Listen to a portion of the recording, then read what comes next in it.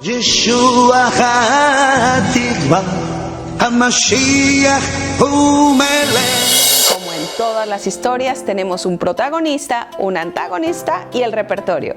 Lo importante de esta historia es de que es un personaje que, aunque se habla muy poco, el personaje se encuentra en el segundo libro de Reyes, capítulo 5. Eliseo y Naamán. Naamán, general del ejército del rey de Siria, era varón grande delante de su señor y lo tenía en alta estima, porque por medio de él había dado a Adonai el Señor salvación a Siria. Era este hombre valeroso en extremo, pero leproso, y de Siria habían salido bandas armadas y habían llevado cautiva a la tierra de Israel a una muchacha la cual servía a la casa de la mujer de Naamán. Esta dijo a su señora: si rogase mi señor al profeta que está en Samaria, él lo sanaría de su lepra. Entrando Naamán a su señor, le relató diciendo: así y así ha dicho una muchacha que es de la tierra de Israel.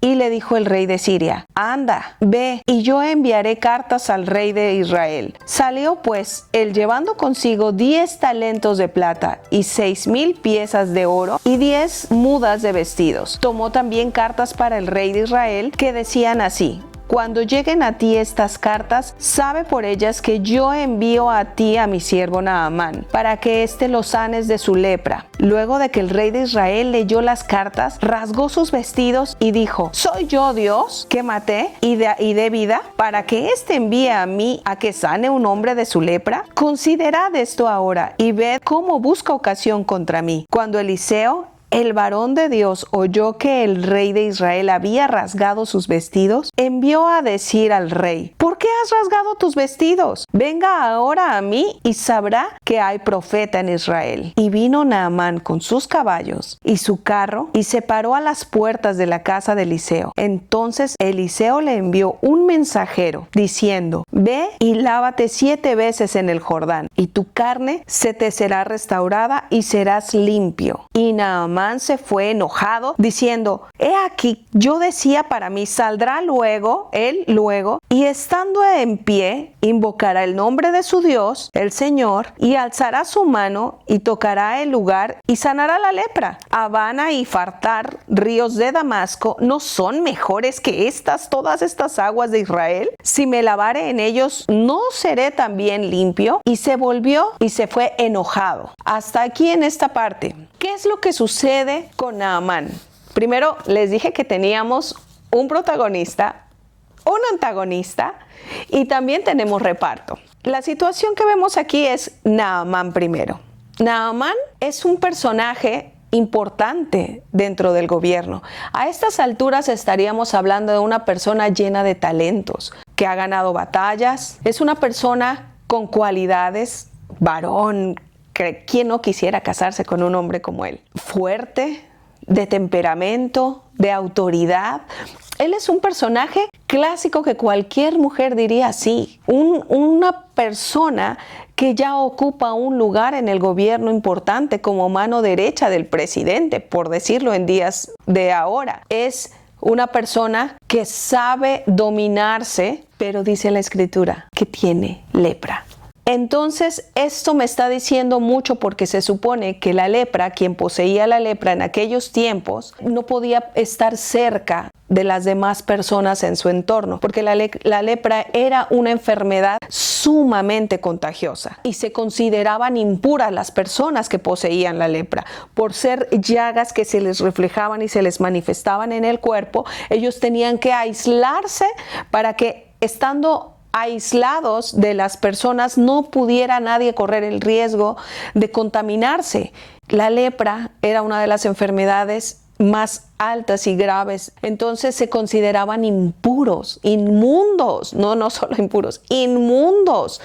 Entonces se supone que si él poseía la enfermedad de lepra, era algo que no sabían más que su núcleo muy cercano, las personas de su mando, de su entorno privado, eran quienes realmente sabían de esta enfermedad en un general de alto mando. Eso dice que detrás del uniforme, del traje, del de la autoridad que poseía, simplemente era leproso. Cuando se entera la sirvienta de su señora, que era una mujer traída del pueblo de Dios, es otro mensaje que me tomaría otros 30 minutos, pero que no lo vamos a desglosar en este programa. Quiere decir que esta mujer fue puesta en ese momento para llevar bendición en el momento que se necesitaba. Recuerden que lo que leímos es que la sierva viene y le dice a su señora: mira, es que hay un profeta en mi tierra que podría salvar al Señor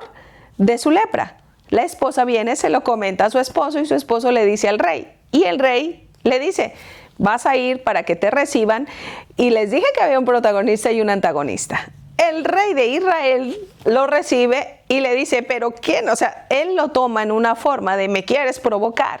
Sin embargo, en realidad lo único que él estaba haciendo era buscando por medio de quien le recomendó su sanidad. Él sabía que el profeta Eliseo podía sanarlo de su enfermedad.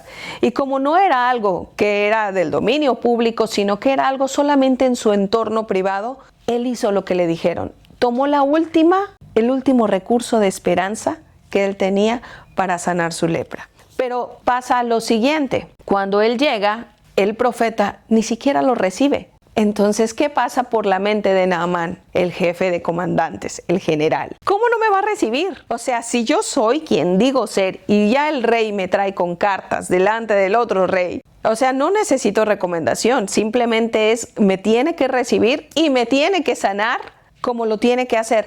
En la mentalidad de Naamán, el general, estaba simplemente con el protocolo y el proceso en la mentalidad de él. Sin embargo, en los planes de Dios estaba otra cosa. Cuando el profeta le dice a él que ni siquiera lo iba a recibir, sino que le manda la indicación de sumergirse en el río Jordán por 7 veces, él mismo ya le estaba dando el instructivo. Pero sucede que el río Jordán, por ser en sus diferentes conexiones, esto no lo describe la escritura, pero el río Jordán es un río que empieza del norte de Galilea y desemboca en el Mar Muerto, en donde sus aguas salinizan tanto que llega y desemboca en el Mar Muerto. Pero las diferentes conexiones con las otras aguas acarreaban mucha basura. Entonces el río Jordán no era de las consideradas de las mejores aguas en aquel tiempo. Por eso él se ofende: ¿cómo me estás mandando a sumergirme 7 veces en un río que ni siquiera es un agua buena? No es considerada en mi estándar una agua buena, apta para sanarme a mí de la enfermedad que yo tengo. Y él mismo lo expresa cuando él dice: Abana y Farfar, ríos de Damasco, ¿no son mejores que todas las aguas de Israel? En la mentalidad de él estaba simplemente una mentalidad de orgullo, de vanidad, de altivez. ¿Me tiene que recibir por quien soy? ¿Esa agua no está considerable? Afortunadamente que siempre debemos tener a alguien que nos puede dar un buen consejo. Y para esos eran sus siervos. Los que lo acompañaban le dijeron: mas sus criados se le acercaron y le hablaron diciendo: Señor mío, si el profeta te mandara alguna gran cosa, ¿no la harías? ¿Cuánto más diciéndote: lávate y serás limpio? ¿Qué hicieron las personas que iban con Naamán? Le dijeron: mira, en lenguaje actual, no es tan complicado lo que te están pidiendo. Simplemente ve, haz lo que te están pidiendo, que no es complicado. Si las aguas no están a tu altura, pero hazlo, ve. Y efectivamente, entonces, dice el versículo 14, descendió y se zambulló 7 veces en el Jordán, conforme a la palabra del varón de Dios. Y su carne se volvió como la carne de un niño y quedó limpio. En realidad, hay muchos Naamanes en todo el mundo entero que tienen talentos, muchas cualidades. En realidad, como Naamán, hay mucha gente que posee cargos importantes. Hay gente que tienen un orgullo muy grande. Como Naamán, tal vez estos mensajes o que llegue alguien y que te hable de Dios o de una cercanía con Dios, es muy probablemente que tú digas: es ridículo. Como Naamán cuando le dijeron que fuera a sumergirse en el río Jordán. Es ridículo, eso suena muy romántico y puede ser que no lo recibas. El mensaje de hoy se titula "Por un pelo de gato pierde su bendición". Realmente Naamán, si se hubiese dejado dominar por su soberbia, por su altivez o por simplemente orgullo meramente humano, se hubiese perdido de la sanidad por la cual se había trasladado y ya Dios le había colocado las herramientas. Recuerden que le colocó a la sierva, que fue la que llevó el mensaje. ¿De dónde saldría la sanidad? Y la segunda es, los que lo acompañaron le dijeron, pero mira, tranquilo Naamán, en realidad puede ser muy bueno, ya no vas a perder nada y puedes ganar mucho. La lepra tiene una representación que es el pecado. Y muchas de las personas que no entienden el significado del pecado, el pecado es eso que nos corrompe y que no tenemos la sanidad al alcance y a la mano, que no te lo cura una medicina, que no te lo cura un médico ni una cirugía, que no hay vitaminas que te sanen del pecado. El pecado, como Naamán, es algo que poseemos, que está lleno de orgullo, de altivez, de vanidad, incapaces de ser humildes para pedirle perdón a Dios, por lo que nosotros somos responsables. Ni siquiera somos capaces de aceptarlo. Recuerden que Naamán estaba cumpliendo un cargo y debajo de su ropa había lepra. Ni siquiera él podía aceptarlo libremente, porque si no tendría que haber sido aislado como se acostumbraba.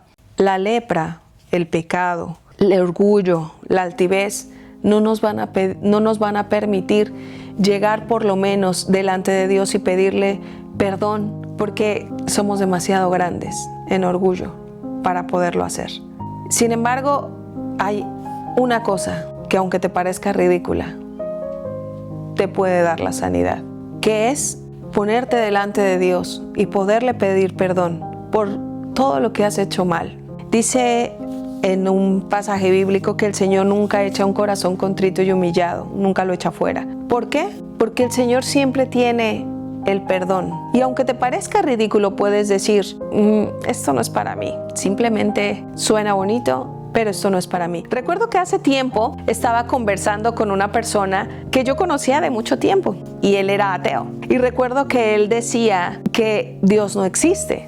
Él defendía su posición y yo defendía mi fe. Y él decía que sonaba muy bonito, pero que realmente él no consideraba que Dios existía. Y aunque yo le pude haber sacado todas las reglas apologéticas para decirle, concluimos en que él me dijo, casi me convences. Y aquel muchacho de 26 años me dice, casi me convences. De verdad que sí. Pero hasta que no llegue ese momento, que yo realmente quede convencido, lo voy a recibir. Por el momento me voy a quedar así. Y yo lo entendí y lo respeté. Pero terminé mi mensaje con algo que quería que ese muchacho se llevara.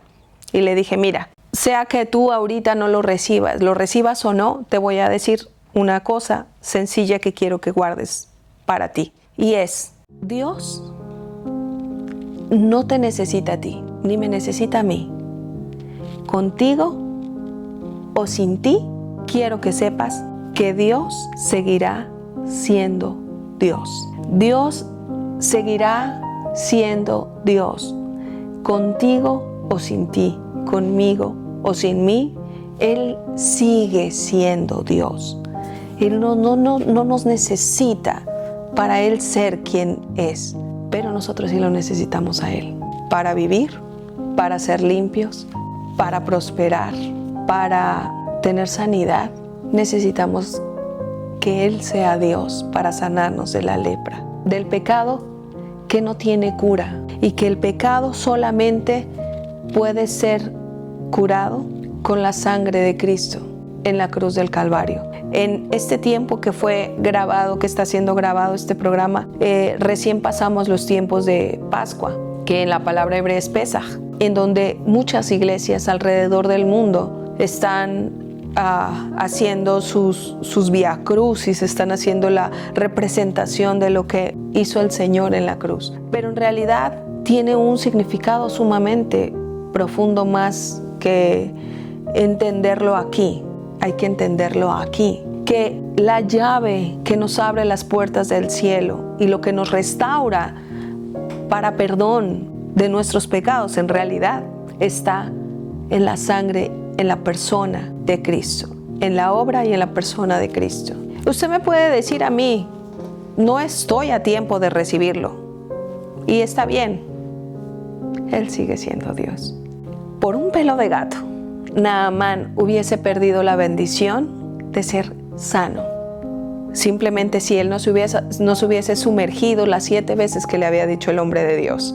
Hoy estás aquí y si nos estás acompañando, no quiero que te vayas simplemente sin haber recibido la bendición y que no sea por un pelo de gato, por orgullo, por soberbia, que tú realmente no estés recibiendo la bendición que Dios tiene hoy para ti, sino que puedas sumergirte, aunque te parezca ridículo, ponerte de rodillas, pedirle perdón a Dios para que Él escriba tu nombre en el libro de la vida del Cordero.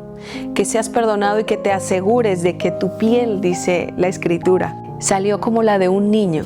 Y el día de hoy, el mensaje de nosotros es que el orgullo no te robe la bendición y que tú el día de hoy salgas de aquí simplemente sano por el poder de Dios. Muchísimas gracias por acompañarnos. ישוע העתיד בא, המשיח הוא